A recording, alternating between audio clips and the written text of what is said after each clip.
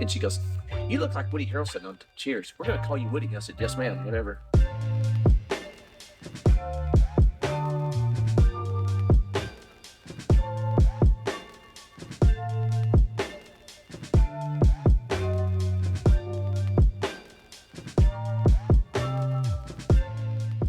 I appreciate you being here. Thanks for having me. So much. Thank you. It's an absolute honor to have you on, seriously. I know we've you. kind of been talking about it for a while. Yeah. Just to make this happen. I so appreciate you Thank taking you. the time. Thanks for taking the time to do it with me. Of course. Great. So Bike Mart was established in 1962. A guy named Mike Hall, and Mike Hall started it when he was in high school. As he graduated high school, he quickly started expanding to more locations, and he ended up having, I think he had 5 locations at its peak. In 1980, Jim Hoyt was the swim rep. So in fall of 1980, I said, "Mike, I would like to buy that store from you." And he was going to quit swim and start. And so it was one of those stories where he took over the store and didn't have enough money or didn't have enough. His thought was just get into the business and work as hard as you can, as fast as you can. Yeah. And he didn't have the foresight of changing the name of the sign and stuff like that. He just went in and just started doing business and started answering the phone because they had Bike Mart Dallas, Bike Mart Irving, all these different Bike Marts around town. He was just going Richardson Bike Mart. He just organically named it that. Never changed nothing legally for over a year. So he just kind of got his own name by. Back then, you're probably not old enough to remember, but if you missed the Yellow Page ad, God help you. If you missed the Yellow Pages, your business, you ain't gonna make it. You had to. That was you live and die and breathe by the Yellow Pages. So he missed that opportunity, and that he had to, and just answer the phone with the same old phone number, and let's make this work. It's still Bike Mart, but not really. It's Richardson's store. So he just kind of organically named it that. Yeah. And so Richardson Bike Mart was born in 1980. So whenever you're putting all of this out there in the community and working so hard to be involved, do you find that kind of being returned as far as business goes? It's hard to measure that to say yes. I will say this, if it has involved with bikes of some sort, whether it be an event for a charity ride, for a cancer, for some type of multiple sclerosis or cystic fibrosis or whatever it is, whatever the disease, a lot of the disease rides, we like to be involved. If it's a mountain bike thing, we want to be involved. We're involved in all this. We love to be involved in all this. And so, can I say 100% sure? No, I can't. There's no tracking to say that's it, but it feels good for the heart. It's part of our DNA. Yeah. And I guess as my previous mentor used to tell me, still my mentor and previous owner, I'd rather be known as a sucker than a cheapskate. And so some of those things we just, you can sit there and go, well, you're not getting much return on that probably. Well, you may be right, but it just feels good because sometimes if it wasn't for Bike Mart in some of those cases, these events don't happen. And so, not bragging, just the way it is. And so and we want things to continue. We want traditions to continue. And it's important to our community, and it's important to the next generations that come up. And so, yeah. One thing that I've always been impressed with anytime I go into any of your stores, and primarily here in McKinney, it's where I shop the most because it's close. Yeah. Everybody always knows me by name, always comes up, shakes my hand, says hello, and they always know exactly what's going on or kind of what I've been doing.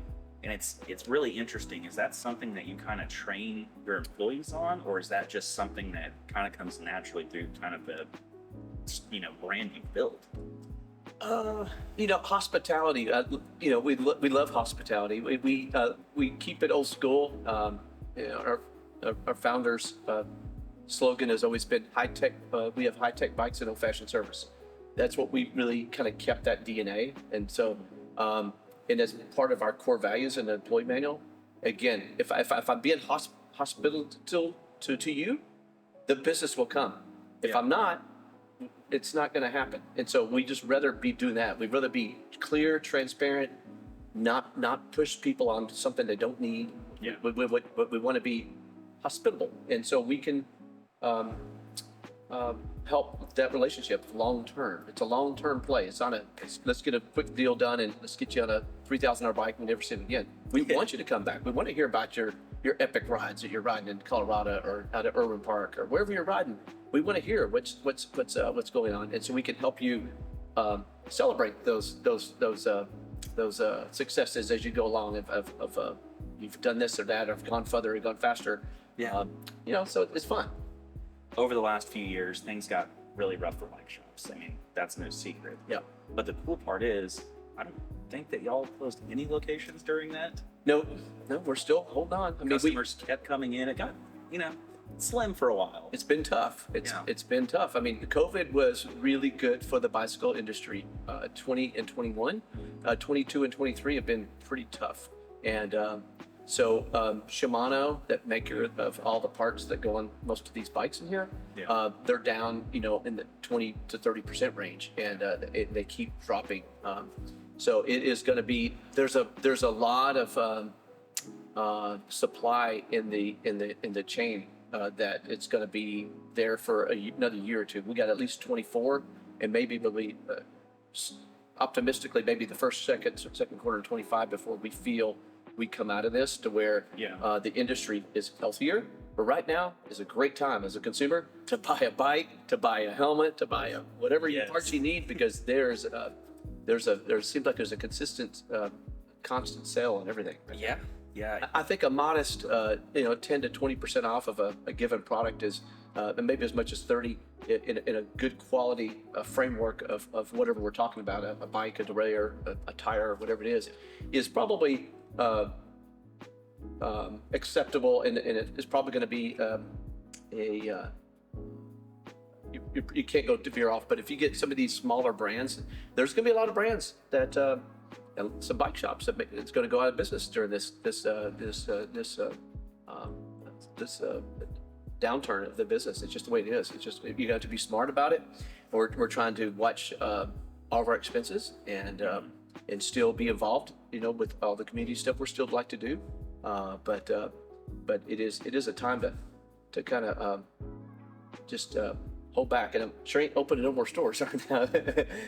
Be a little expensive. No. It's regarding, bike brands that have kind of entered the marketplace, and we're seeing some of those brands that have kind of popped onto the scene in the past few years, talking about like Wiggle, CRC, and their brands Vitas and Nukeproof. Those brands now are kind of up in the air for sale. We've got talk of investors coming in and buying them out. What are kind of your thoughts on those brands being able to support their product line or their customers after the fact, even during the sale period? That's going to be tough. That's one thing is that, if you try to get a warranty or something out of some of that stuff and they switch owners. I know when Swin Bike Company did that, when the Swin family bankrupted the Swin and then the GT took it over. That's new ownership at that point, and so the old, they can either accept the liabilities of what the Swin family promised or not. And so you don't know. These were unknowns, and that's the bad news about dealing with some of these niche companies versus some of the major players that you can stay with. We've made choices where we've had brands aligned we thought were great, and they didn't come through. And Swin Bike was one of them. One of my favorite stories was I was a service manager, and Swin, when Swin just got out of bankruptcy, and GT bought them, and I called Swin and I said, "Hey, I got this customer bought a bike. I got the receipt. It's 10 years old. It broke, and it's a lifetime guarantee." Yeah. And they go, "Sorry, buddy, that's old Swin. We're not taking care of it." And I was like, "All right, thank you." So I hung up the phone. I went to the owner, and I said, "Jim, this is what I got. I got a Swin's not going to take care of this customer. The customer bought the bike from us. It was from 10 years ago. I got the receipt. Here's all the documentation." He goes, "What size is it?" And I said, 56 centimeter. He goes, and I said, "The customer just happened to walk in the store at the time when I went to him." And he goes, "Where's he at?" And I said, "He's in the service." He goes, "Okay, I'll meet you over there." He goes out on the floor, he grabs a brand new Trek bike, and he walks up and goes, "Hi, I'm Jim." And he goes, and the guy goes, "Hey, Jim, Woody told me that Swin's not going to take care of me on this bike." And he goes, "Well, sir, you bought that from us. You didn't buy that from Swin. How do you like this bike?" And he goes, blew him away. And I'm sitting there going, wow. I was wowed. And I'll never forget that story. And this is in the early 2000s. And I'll never forget that. In fact, right around 2000. And I was, at first, I was like, I was like shocked that he would do that because the deal was there's a lifetime guarantee on the frame, not the bike. But he decided just to get a little bicycle, and that wowed that guy, and it wowed me. And so it taught me a lesson of like, you buy something from us, we're going to take care of you. We're always going to stand behind you. So Yeah. Creating a positive customer environment, kind of letting employees, have fun, be. yeah. Speaking of the devil. Another theory that I've kind of heard a lot is that the bike industry might be kind of holding back a lot of new tech, especially as of late. So that way, once they're kind of get a little bit deeper in this little trough that we're in, then they can have something to kind of elevate them and kind of get over. What are your thoughts there? I think you're right. I think there's a little bit of both. They need a little bit of a spark to kind of throw out things. So I think they're doing a little bit, but they're holding back. I think there's a certain amount, whether it be a apparel, a new tire, a new wheel, a new bike, a new technology and batteries or motors for e-bikes. That's kind of the big thing right now. Mountain bike technology. There's probably stuff sitting back a little bit because they don't want to put it out for discount. So I think there's a little bit, but there's also a part of the manufacturers going, we need something to spark an interest for people to a reason to buy something new. So I think there's a fine line between that. I think you'll see them. So Specialized is one of those brands that have kind of, I don't want to say got themselves in hot water, but have kind of created a little bit of controversy with going direct to consumer and also being in bike shops. And I guess sometimes they tend to prioritize their direct to consumer bikes a little bit more than they're taking care of the shops. Yes. What has been your experience with that? It's been frustrating, so we've done millions of dollars worth of business with them since the early 80s with Specialized, and we've been since they were a tire company. They were born as a tire company. A lot of people don't know that. They were born as a tire company. Actually, they were importer first, but the first product they made a Specialized name on it was a tire. So the bicycle shops have built the brand for Specialized. It's been great, and it's a great brand. After COVID hit, they decided to go to direct to see if they could. They had a new CEO take over. Came from Dyson. Correct. Yeah, Dyson vacuum cleaner people. So they make great vacuum cleaners, and that model is, I guess, sold in some stores, and it's also sold directly to consumers. You see them on all that. A bicycle is kind of complicated, and you need that hands-on to get sized, fitted, handlebars cut. The pressure of the shock done, all those things, those touch points, that it's not like buying a pair of socks or a pair of shoes online. It's a little different, or a vacuum cleaner maybe. It is something that needs to be customized to you. I feel like, to get the most experience out of it, so you can enjoy it and go faster, further, safer, with no pain, and so. It didn't make me happy when that or none of the bike shops. I mean, I think they lost about 30% of the bike shops, if I heard right, in the United States. It was really tough, It's almost, they kind of seem like they wanted to like undercut the bike shops and kind of cut out that Yeah, middleman. they wanted to cut. Yeah, that's exactly right. And I think the car industry is doing the same thing. I think Ford and Chevy and all those guys are doing. You're buying directly from Ford or Chevy now, and the dealership takes a smaller margin than they would if they were bought it from them. I don't know exactly how that works, because that's not my world, but I do know enough that there is some of that going on, and I think the bicycle industry's got to follow in suit of that, and I don't like that. It makes it hard on us. It makes it hard on us because we love the brand. It makes it hard on us because if a consumer sees they have it on the website, a Specialized website, and I tell the customer I can't get it, then that makes it very difficult. But we can get it, but we have to jump through all these hoops. And then by the time we get to the hoop, and maybe we get a yes from Spec, then it's like, well, then it's gone or whatever. It just makes it the ease of doing business with them. It's really difficult. They make great product. They make they're innovators. There's no question. There's a lot of good things there. It's too bad, and because it's such a good brand, and we've had a relationship for 40 years.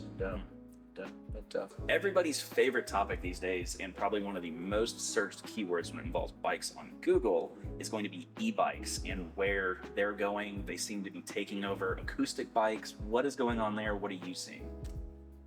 I see e-bikes growing in Europe right now. It's 50%. It has been since 2020.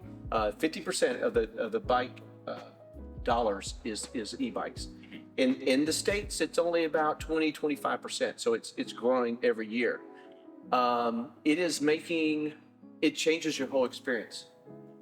Being near 60 years old, you can almost call it the fountain of youth. For me, I can get back on there, feel like I'm 30 again, and just go. I can keep up with my friends. Yep. I'm still getting a workout. A lot of the perceived old timer that's in their 60s and 70s will say, "I'm not doing that. I'm not ready for an e-bike yet. I'm not that old yet. I'm not changing. I'm not changing. I'm not going to cheat." And I said, "Let me tell you something. When you hook up, if you've got data on your watch or your Garmin's or your Wahoo's computers, whatever you use, and you're doing the same effort, whatever you're doing, with an acoustic versus an e-bike, but you're having this totally different experience. I'm still burning the same calories. I still have the same power wattage. But my experience was a whole nother level of high. Like, wow, this is fun. Who doesn't like to go fast? Just like, why do people buy Corvettes? Speed limit 70. Well, you can go 120, 140 in a speed Corvette. Well, why? Because it's fun, and it's just like e-bike. E-bikes make it fun. E-bikes will bring back some of those years and it helps you motivate you to go out and ride more, because you can go out and ride hit that hill, and that hill becomes flat. All right, Woody. So I've picked your brain here for a while. I really appreciate all your answers. What do you have going on? What's near and dear to your heart that you want people to know about? Well, we're here to serve your cycling needs. If you need help, we're here to help. We have rides that lead from all of our stores that are beginner friendly to all the way to something if you want to go crazy a little further. We have that. We also have community-based, our team Bike Mart a team, which is just, it's not what you think. It's just it's a every day anybody can get on a bike and go ride a bike for a charity. We do one for cancer, one for multiple sclerosis, that's the Team Bike Mart event of the year. We've raised over $3 million over 20 years for multiple sclerosis. We had a customer of ours that had multiple sclerosis, and we started the team back in 2002. It was born because of Steve Melman, because of him, and so today we keep it going. So we have made a difference. They have all these drugs now to basically stop MS. And so we're very thankful for that. You can go to, if you want to join us, one of the rides, anybody can join us. It's free. I'll put that link down in the description on this one. Perfect. And come ride with Y'all have got to get involved with that. That is a great cause. Yes. Bike MS they have one here in the Dallas area. They have one in Houston, but come join us. Incredible. Yeah. Well, I really, really appreciate you coming on. Again, I am honored. It has been absolutely insightful, and I seriously appreciate your time. Thank you so much for everything. Thank you. Thank you so much, Zach.